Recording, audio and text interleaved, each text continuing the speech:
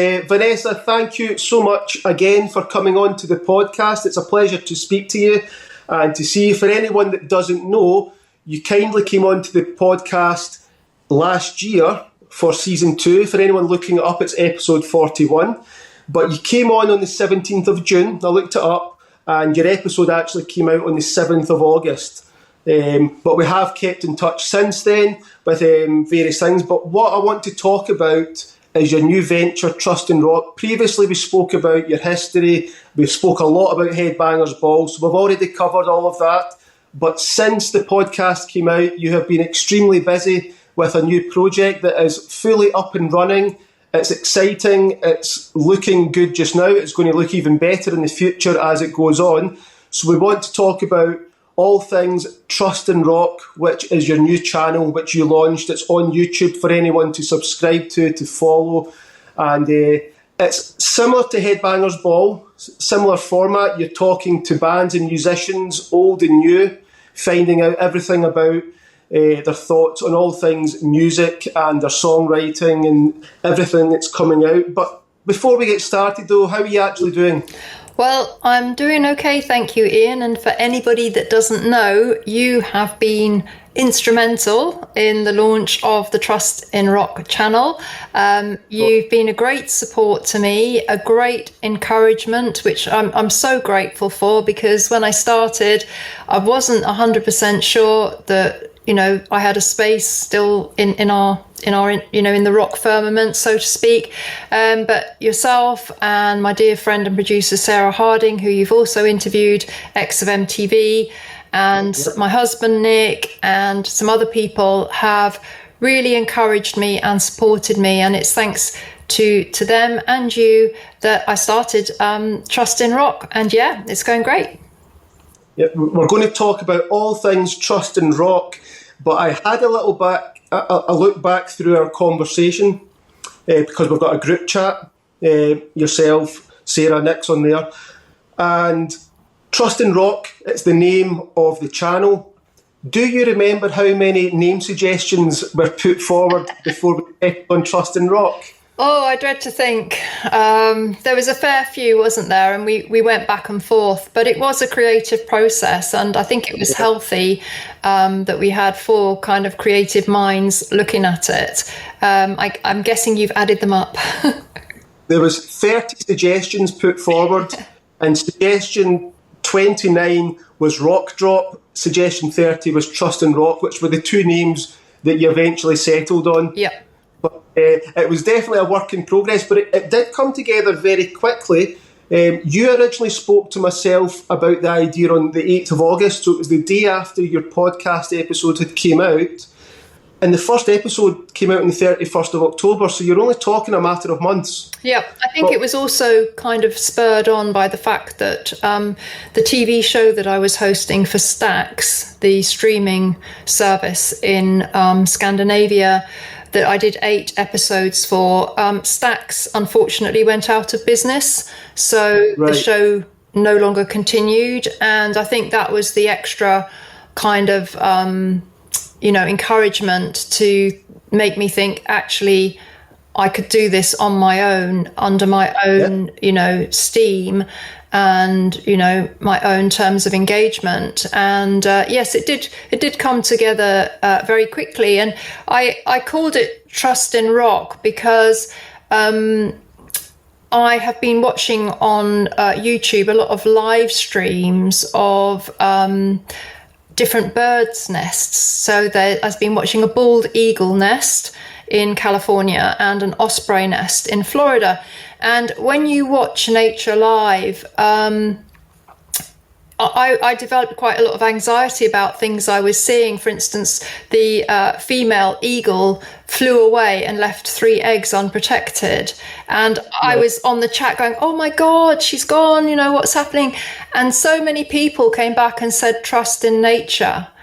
And I thought that's such an important and profound thought, because nature does know best. And I kind of thought, well, we can trust in rock as well, because rock has always been there for us. and it will always have answers for us in our hours of need, whether it's a song that lifts us up or a community member that says something that helps us or introduces us to a fantastic new band. So that's how I came up with the name. And it had to be something fairly short and snappy to, fit around all of the social media as well. So yeah, that's what we called it. Yeah. And Rock Drop is the name of the show where I do the in-depth interview. And of course, my first guest was the wonderful Mr. Jerry Cantrell of Alice in Chains. Yeah, well, I've got so many questions that's going to take you through the whole process. But starting at the beginning then, so see, having been away from the music presenting scene for so long, obviously yourself and Nick worked together, you've achieved huge success with your other career. So what was it that made you want to return to the music scene, and why now? It was really that Stax got in touch with me and said, would you like to host a show? And, well, I was utterly delighted that they'd even thought of me. And I immediately got on the phone to Sarah, my dear friend and ex-MTV producer, and I said, Sarah, do you think I can do this? But I can only do it if you help me, because I'd been away from the scene for a long time, and she was still in the scene. She had all of the contacts still. She's got the most amazing black book of artists and managers and promoters, etc. And I said, I want to do it, but I can only do it if you want to help me. And she absolutely jumped at the chance, and she shouted, the band are back together. Bless her. So yeah, it all just came together. And then obviously I'd been in conversation with you as well, because I really liked what you'd done with your own podcast, and it was something that I felt that I wanted to replicate, and I thought you would be another good creative mind and source of knowledge, which you have been, to have in the little team behind it. So yes, it's just a very grassroots thing for, I guess, friends, just doing it and trying to build it up. So yeah, it was really that Stax came to me and said, Vanessa, people want to see you again, which I did find slightly hard to believe at first, but the success and the interest in Trust in Rock has proved that to be correct, thankfully. So see, had Stax TV not approached you, do you think the podcast would not be happening? Maybe not. My husband Nick has always encouraged me to go back, and he said you are still relevant. You've got years of knowledge, experience, memories. You've met so many incredible people, some of whom are no longer, sadly no longer with us. And we need good rock interviews. That's never changed. So he was kind of encouraging me in the background, but very often I think, I'm a great believer in what I call the universe. Some people would call it God. Some people would call it a higher power, or something that's bigger than yourself, shall we say. And I've always believed that the universe will present the opportunity at the right time. And it all just seemed to come together. And maybe I couldn't have done it before, because I had other things that I was dealing with that would have really prevented me from doing it. So it kind of was just all the stars aligned. That's the best way I can describe it. And obviously you had been removed from the presenting role for such a long time. Did you yourself have any doubt with your own ability when deciding to return to it? And if you did, how did you manage that? How did you overcome it? Well, we have a YouTube channel for our other business. And I just looked today and we've got 1,400 videos on there. So I had carried on presenting, but in the property world. So, as I like to say, I went from rock and roll to bricks and mortar. So rather than interviewing, Alice Cooper, I ended up interviewing the property ombudsman and people like that. So it really was a very significant change. And at the end of the day, the skills are the same. You need to prepare, you need to do your research, and, you need to give the person, the guest, the chance to express themselves, give them space to talk, not keep, jumping in or butting in on them. And you need to be a good listener to be a good interviewer as well. So I kind of had those skills still in my back pocket. When I went to do a rock interview again, I was nervous, actually. I think, because it was going back into a different kind of arena. And as I mentioned, Jerry Cantrell was my first interview for Trust in Rock, although I'd done quite a few other interviews for Stax. But everybody that I've come across since my return, all of my guests have just been so wonderful and so supportive and so wanting to give their best interview. So I would say I'm back in the saddle now. Yeah. When you were away from the music scene, did you continue to keep up to date with it, or was it just simply still continuing to follow your own bands that you like to listen to? I would say pretty much the latter. I got into a very different arena, the property arena, and I built quite a substantial property portfolio, which is running a business and was demanding. And I kind of went into that different world. And I think if you're going to be successful at anything in life, you have to give 100%. You have to totally immerse yourself in it, not necessarily at the expense of other things. But I think I was just so, focused on what I was doing. Because I wanted to build a business with my husband where we could work together and we could have a certain lifestyle where we could go off in our motorhome and go on adventures and go exploring Scotland and wonderful places like that. So I was very driven and I was very committed and I was very focused. So I did step away from the scene. But obviously I've got still friends in the music business and they were, keeping me up to speed with things. And now I've come back. I'm very quick to assimilate information and I've kind of got a lot more into it. Sarah's given me lots of hints and tips and guided me. And so have you, Iain. So, I think I'm, getting back up to speed, really. Well, you've mentioned Sarah a few times and I would like to sort of speak about her for a wee bit. So I really think she's definitely a key component when it comes to putting Trust in Rock together, was having Sarah on board. Well, I couldn't have done it without her. I know that you'd previously worked with Sarah on MTV's Headbangers Ball. That might have actually been where you met. Yep. And I believe you stayed friends across the years, even although you were removed from that part of the business.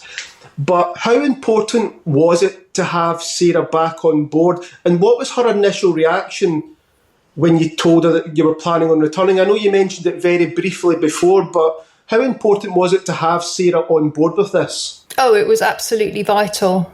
If she hadn't agreed to come back as my producer and support me in getting artists and helping me with all the research and the logistics of setting everything up, I wouldn't have done it. Sarah also introduced me to the Karma Sanctum Hotel, which is Iron Maiden's hotel in London. It's run by the most wonderful man named Mark Fuller, who's actually appeared on my channel, Trust in Rock. And Mark very kindly said we could use the Karma Sanctum as our studio. They've got an events room there, which we have access to anytime we want, provided it's not booked.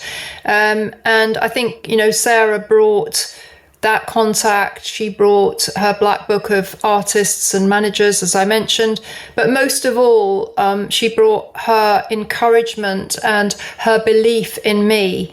And, that's helped me just so enormously. I just can't even begin to express it. So with her helping me, guiding me, supporting me, encouraging me, I've been able to come back. And, she's been right there every step of the way. And anybody who knows Sarah or who watches your interview with her will see what an incredibly bubbly and jolly and happy, she's somebody that always sees the bright side of life. And, she's always been there for me as a friend.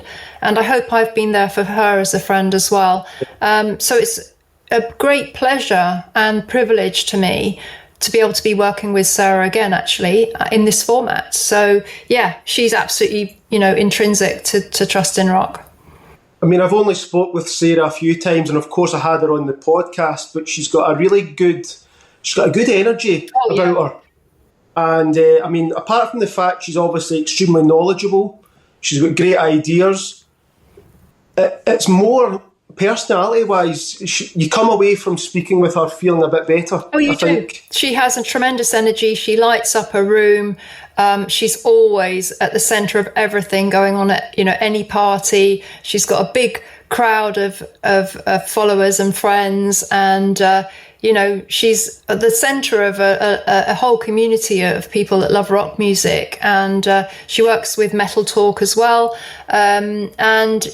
She's just a great champion of rock music and has been for decades, and everybody knows her. And she lights up a room, and you do feel better after you've spoken to her.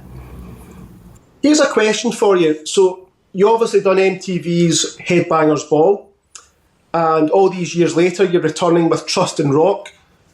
How has the landscape changed? Because when you look at them side by side, it's the same thing. You're speaking to people, you're interviewing bands, musicians, but how has the landscape changed? And the first thing that came to my mind when asking you this question was two things. One is it must be a lot quicker than before. So, for example, you done a video for Trust in Rock back in December. Nickel McBrain from Iron Maiden announced pretty much out of the blue that he was stepping down from the drums. That's big news in the rock world. And within a few hours, you already had a video up to the public to watch regarding him. I don't think it would have been as quick as that back in the day. Another thing that I was probably thinking was that you are able to now get direct feedback from your fan base via the comment section, whether it be YouTube or Facebook or that. Would you agree that that's probably the two main things with regard to how the landscape has changed between Headbangers Ball back in the day and Trust in Rock nowadays? Well, definitely, you've really nailed it there. We only even had email towards the very, very end of my time at MTV. Everything was done by letter and fax. And I used to come in of a morning and there would be a pile of letters from viewers on my desk, which I went through and, got their feedback that way. But, some of those letters could have taken 2 or 3 weeks to get to me because they came from places all over Europe. Now, the feedback is instantaneous. And I think, the social web has had a massive and positive impact on the music industry, because now bands can build a following themselves at very little expense, and they can basically show that they've got a large audience, and that can actually help them to get a record deal on their terms, rather than in the old days when it was really record company executives who decided who we were going to be exposed to. So, many artists who are absolutely brilliant never see the light of day because for one reason or another, they didn't get a record deal. Now, artists can build a following through social media, and they can, do their music much more on their terms. And I do think that's very, very healthy. Yeah, I mean, I've spoke with a lot of people regarding this, and some of them say it's a double-edged sword, that certainly, you can discover bands from all across the world from the comfort of your couch or your bedroom, whereas before you would never have known these bands existed unless you went to that part of the world. But at the same time, there's so much choice now. How do they rise to the top? But I sometimes think if you're good enough, people will hear.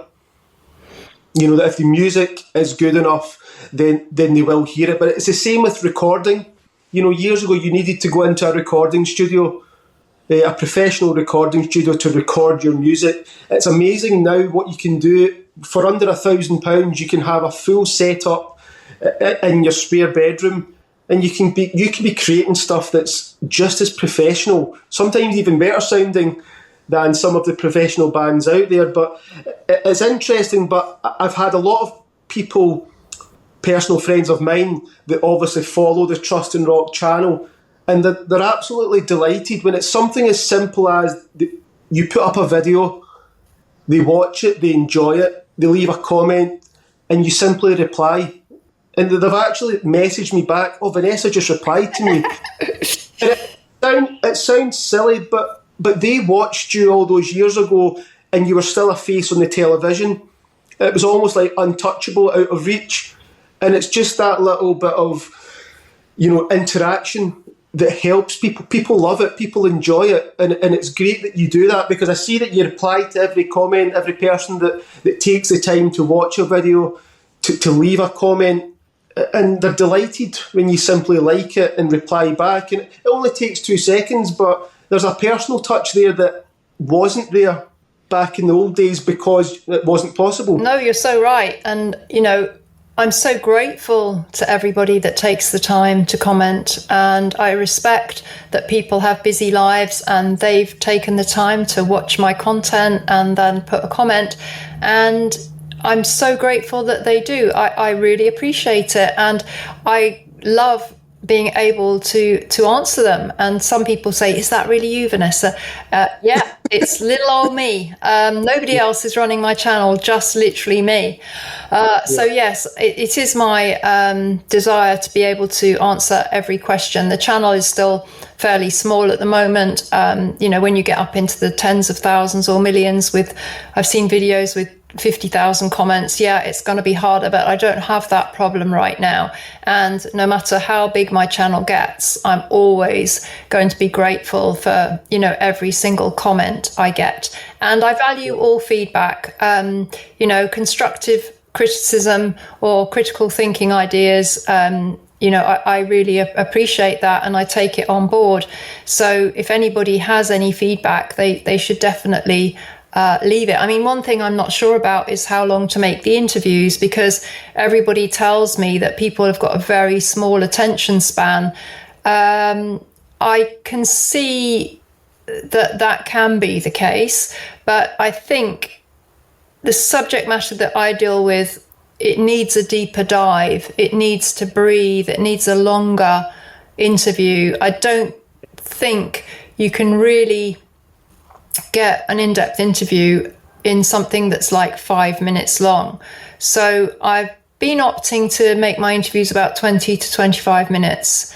And I believe that people, they might watch 5 minutes of it and then press pause and go and do something else. The thing is, they can consume it in the way that suits them. So yeah, I'm going to stick to what I believe is a good thing in this very this age of lack of alleged attention span and so quick moving and I'm going to stick to what I believe in, that there are people out there who appreciate an in-depth interview, and that's what I'm going to deliver.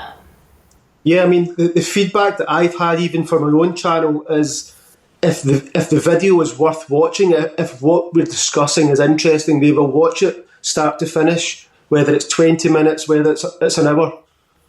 So it's good. It's good to know. But you'd mentioned Jerry Cantrell before, and this will maybe apply to him along with anyone else. But there's a lot of bands and musicians that you interviewed back in Headbangers Ball days, and you've got to know them over time. And remarkably, they're still here today, creating good music. It's just as relevant, and they're just as active today as they were 30 years ago. So I was going to say, why do you think that is? And do you think they themselves are surprised, had you said to them 30 years ago, we will still be talking 30 years' time, 2025, we will still be talking about your new music that you're releasing? I think anybody would be surprised to believe that they could have a career of 30 odd years in a creative endeavour. So I would hazard a guess that people like Jerry are more relevant now than ever. And the reason I say that is because he has such a massive archive of truly exceptional songs, but also that Jerry as an individual has grown. And I read a lot between the lines with people I talk to in everyday life. And Jerry is somebody that I believe has come through some very, very challenging times. I mean, not least the death of his mum, and the death of Lane Staley. He talks a lot about, loss. And he's also had personal demons that he has overcome.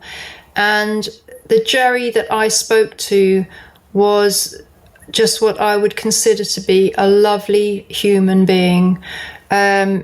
He remembered the very first time we ever met, which I'd forgotten.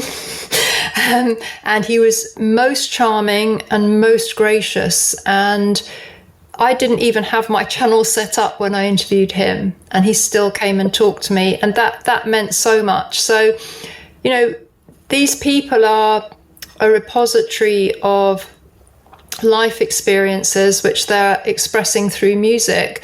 And I think that, their music becomes even more important because it's born out of personal growth. And personal growth can be very painful, or it can be forced via very painful and challenging situations. So I have nothing but respect for the artists that, are still going strong and still putting their 100% into everything, which people like Jerry, definitely do. He's still 100% into music. He still cares about the fans. It was just such a great start to my channel to have somebody of his caliber, kick it off for me.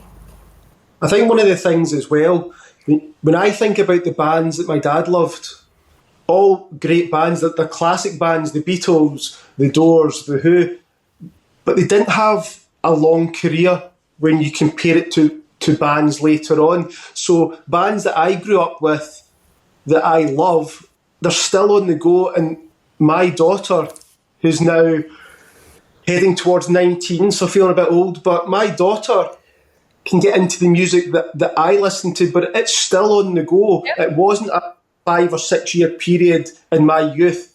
And although the music still lasts, the band is long gone. These bands are still existing. And part of me thinks the only reason they exist is if they're putting out good music, they will continue. If the music dies away, then the fans will let them know. Yep, I think you're right. And, I remember, Lemmy saying to me at the Motorhead 25th anniversary concert, he said, Vanessa, I've seen fans with their children and their grandchildren coming to our shows.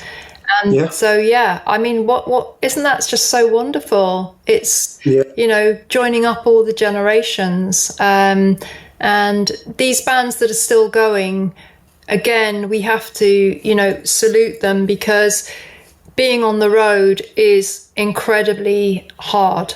And, the thought of going on stage every other night and having to put on a show, the thought of that actually fills me with dread.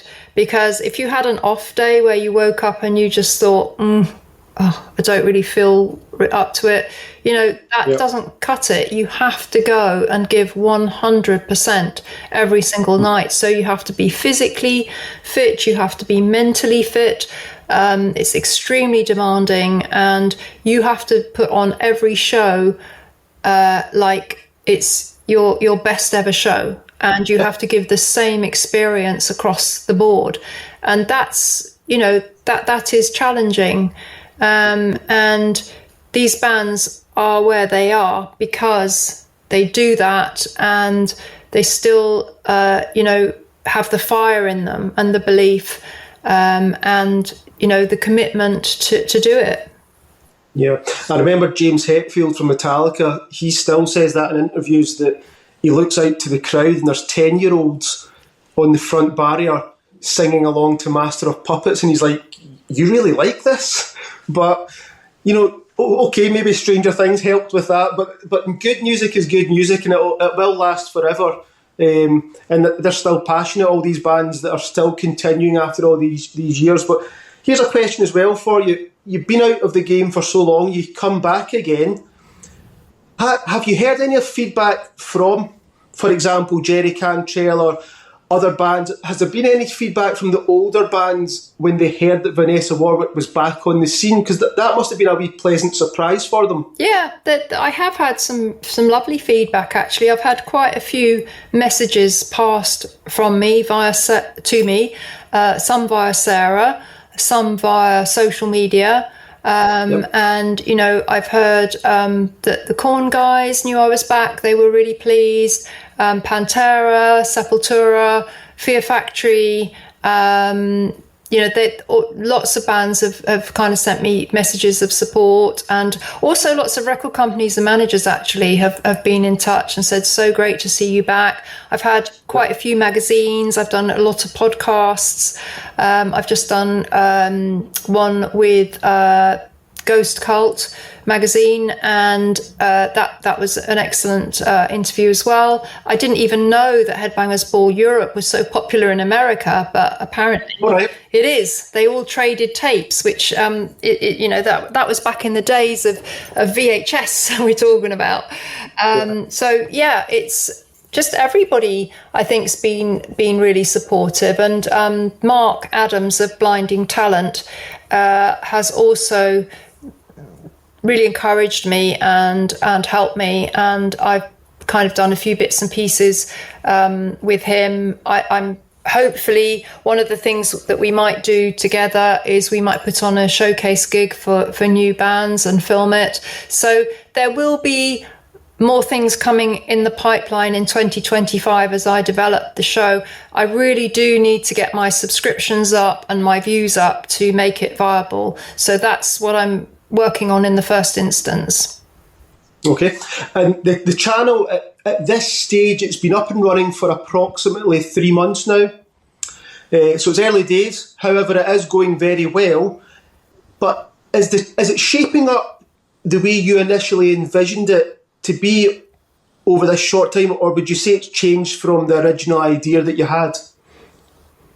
I think the original idea was to have an overarching brand, Trust in Rock, and then Rock Drop the interview, Rock Drop Metal Memory, Rock Drop a Quickie With, which is like a quick fire question round.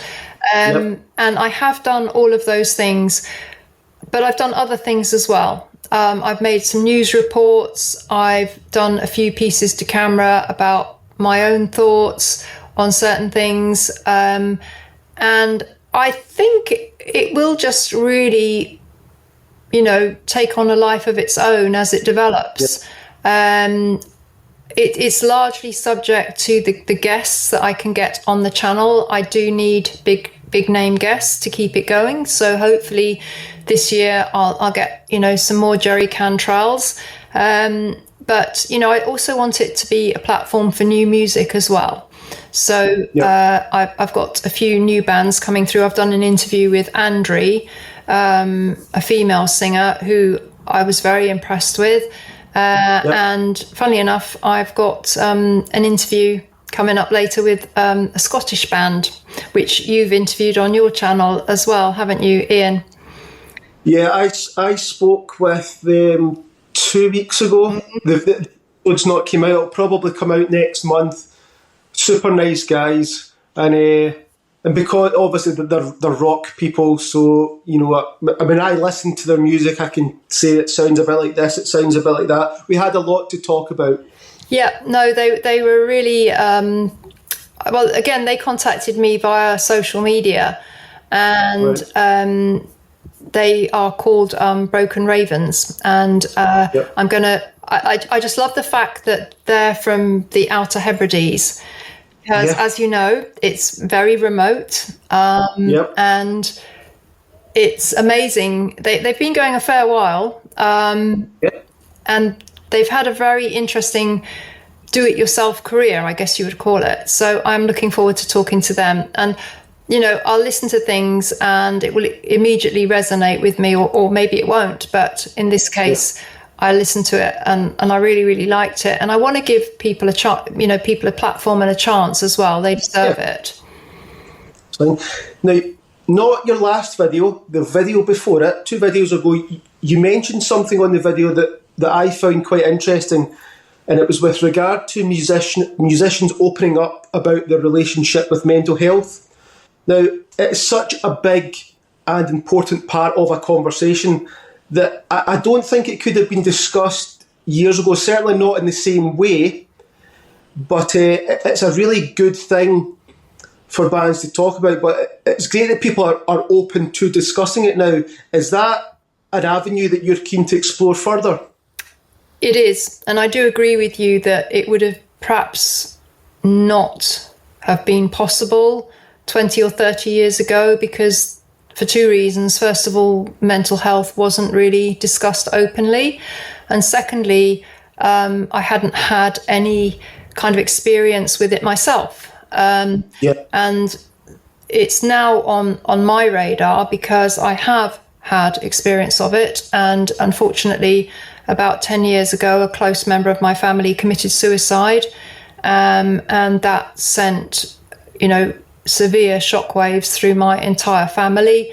And my sister, it was her husband who took his own life. My sister developed very, very severe mental health issues, and still is very mentally incapacitated. And that was, an intro into this. And because I'd experienced it firsthand myself, and I also had some events in the last few years that caused me to become very anxious and worried, I felt that I had more of a connection to it, and I felt that I could introduce the topic in a respectful manner.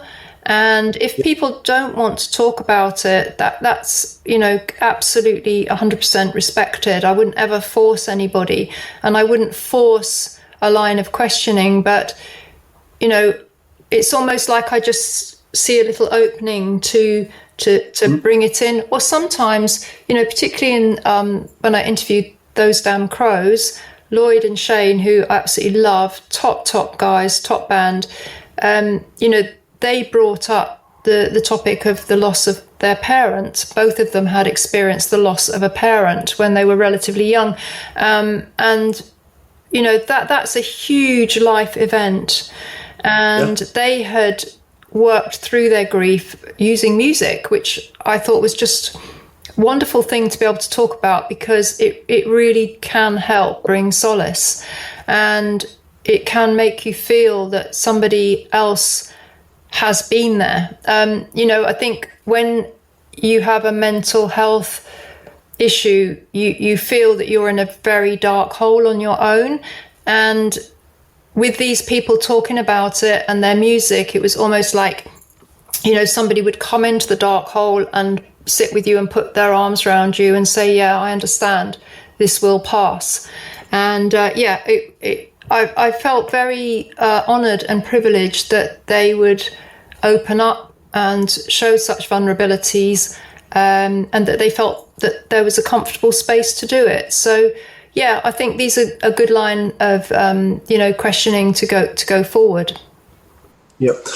So Vanessa, we're obviously early in 2025. The channel has got so much more to bring to it. You've kind of mentioned it before. We're going to get some bigger names on. We'll maybe get a platform for some unsigned artists who deserve a little bit of a break, along with rock memories, quick fire rounds. We've got competitions. We've got all different things. Anybody that's wanting to check it out, they can subscribe on YouTube. They can follow you on social media, Trust in Rock. It's very easy to find. Obviously, if they watch the videos, leave a comment, let you know what they like, maybe what they don't like, what they would like to hear in the future. Yep. It's all interactive. It's all very good. But before we finish up, Vanessa, as always, I do like to ask some fun questions just to end things on a fun note. So I can't remember if I asked you this question before, so I'll ask it again.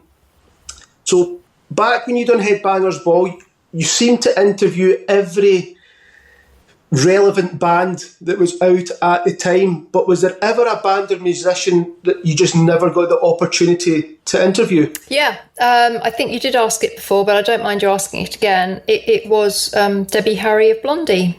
I never got to talk to her.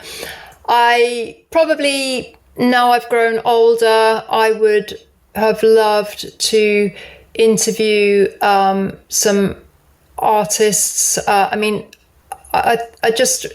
always loved Queen and Freddie Mercury, but I've just so come to respect his talent even more now as I've got older. And, you know, he created incredible performances that are still like absolutely top of the tree today. And he would have been a wonderful person to interview. I did see him briefly at an event, but never on camera. And somebody else I've come to respect, and you know, I don't really care if people say, "Oh, that's uncool" or whatever, is Bruce Springsteen. And I say that because he was on my bucket list of concerts to go to, because he is 74 now. Yeah, that's right. And as we've been talking, touring is extremely hard work, and he's not going to be here forever. None of us are. And I just felt that I really wanted to see him live because I'd heard so many good things about it. And my husband and I went to Wembley and saw him in concert, and I was totally blown away. Again, somebody that gave 100%, and it was an incredible performance. That's all I can say. And I had the most awesome time. And my husband and I had the songs on all the way home in the car. And it was, you know, I like somebody like that that's been seasoned by life and who has remained true to themselves. And, you know, he's still very caring of all the people around him, his family. And I've got a lot of respect for that.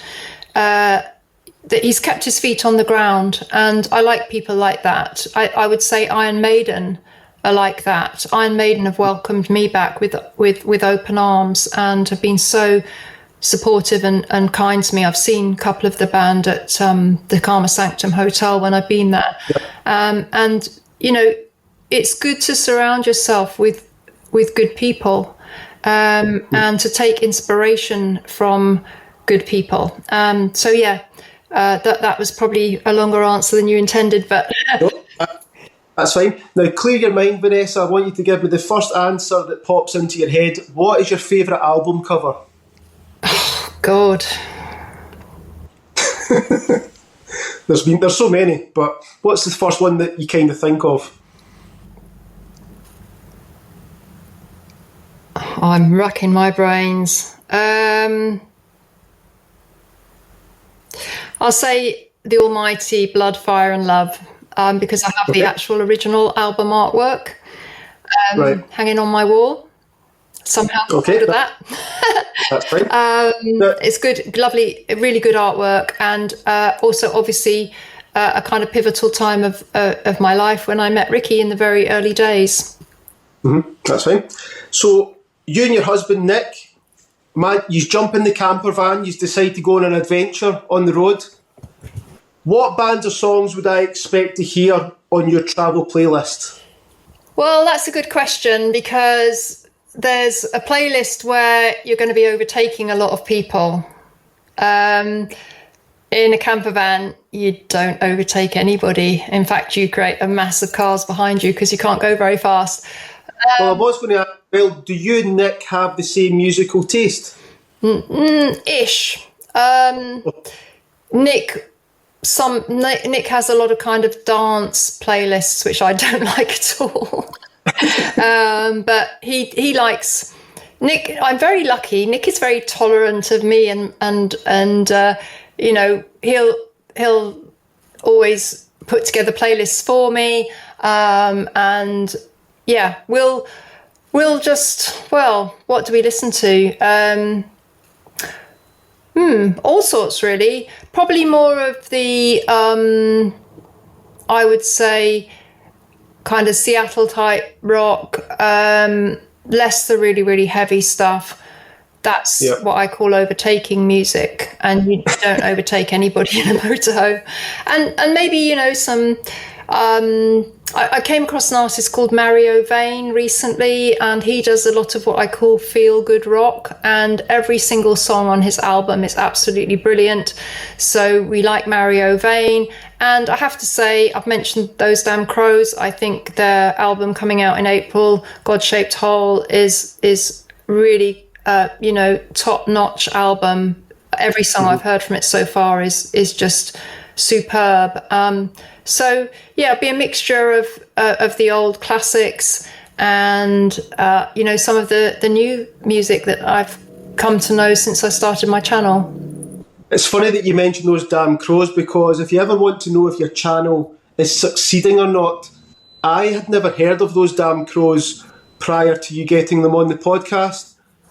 I now play them on my radio show because I just love the music that you introduced me to via your channel. Oh, well, that's wonderful to know.